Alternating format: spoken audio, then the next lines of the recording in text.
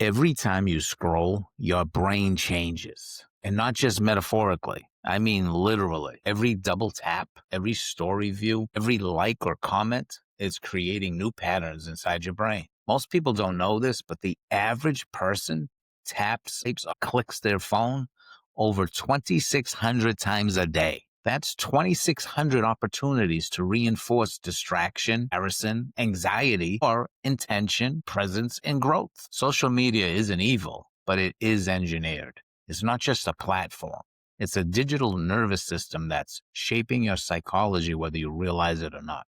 The question is not, does social media affect me? The question is, am I using it or is it using me? Let's talk about what it's really doing to your brain and how to take back your mind. Your brain is plastic, meaning it rewires based on what you repeat. So every time you open an app, your brain rewards you with a hit of dopamine, the motivation chemical. But dopamine doesn't just make you feel good. It teaches your brain what to want more of.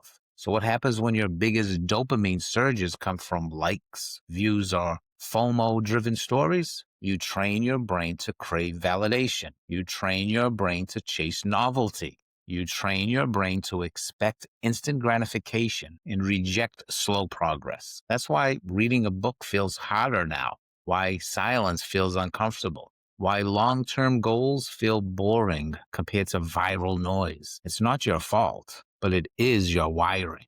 And that means it can be changed. You've heard the phrase, you become what you consume, but today it's more accurate to say, you become what's shown to you. Social media doesn't just reflect your interests, it molds them. The algorithm is constantly learning what you pause on, what you scroll past, what makes your pupils dilate. Yes, it can track that. And then it feeds you more of it.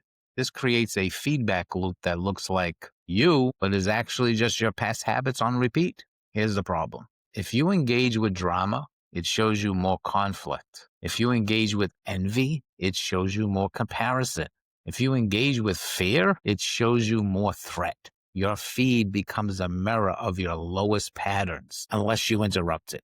So let's talk about the silent killer of joy, comparison. Never in human history have we found front row seats to the highlight reels of billions of people. And your brain, which evolved in tribes of 150, is now trying to measure up against influencers, billionaires, models, and experts, all before breakfast. Here's the neuroscience. When you compare yourself, your brain activates the default mode network, the part responsible for self-reflection. But overuse of this circuit leads to anxiety, imposter syndrome, and low self-worth. Even when you know it's curated, even when you know it's filtered, repeated comparison wires your brain for one thing, never feeling enough. And what you repeat, you become. Social media doesn't sell products. It sells your attention. Your focus is the most valuable commodity in the world today. And every swipe, sound, or suggested video is designed to keep you scrolling. Not because you're weak, but because it's profitable. Here's the psychology. Short-form content trains your brain to expect rewards quickly.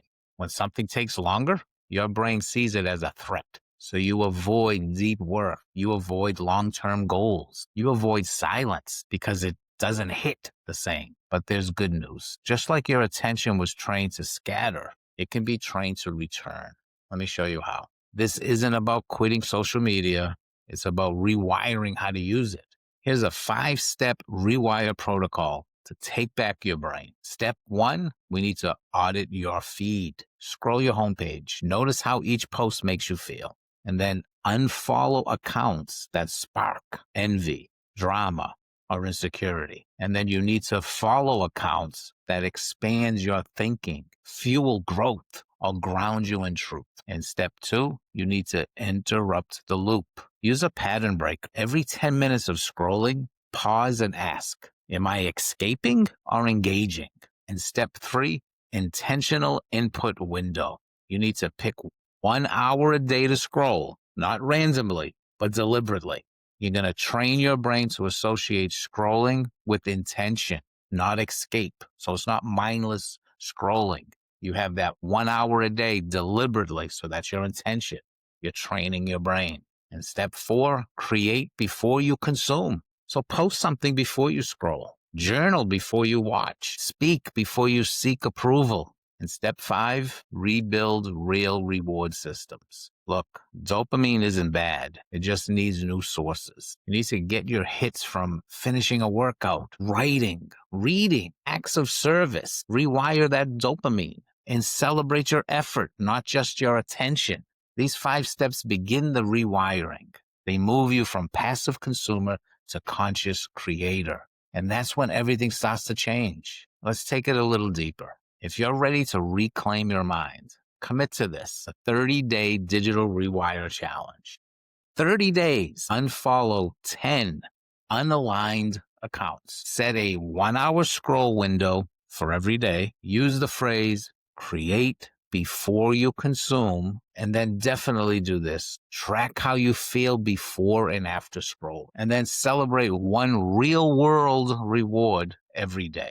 And this is optional. You can go grayscale on your phone. Turn off notifications. Move your apps off your home screen. This isn't restriction. It's renovation. Because every day you do this, you remind your brain, I run this system. It doesn't run me. You're not logging off. You're logging in to your power. You don't need to delete your apps. You just need to delete the lie that you're powerless. Your attention is yours to reclaim. Your identity is yours to protect. Your brain is yours to rewire. And every scroll is a choice. Choose to build, choose to focus, choose to rise above the noise, because your mind wasn't built for mindless consumption. It was built for deep work, bold action, and meaningful connection. You were wired for more, and you still are. If this message hit home, don't just like it. Lead. Comment below. What's one action you're taking to reclaim your brain? And if you want more tools like this, hit subscribe. This is Mind Hackers, where neuroscience meets self-leadership. We're just getting started.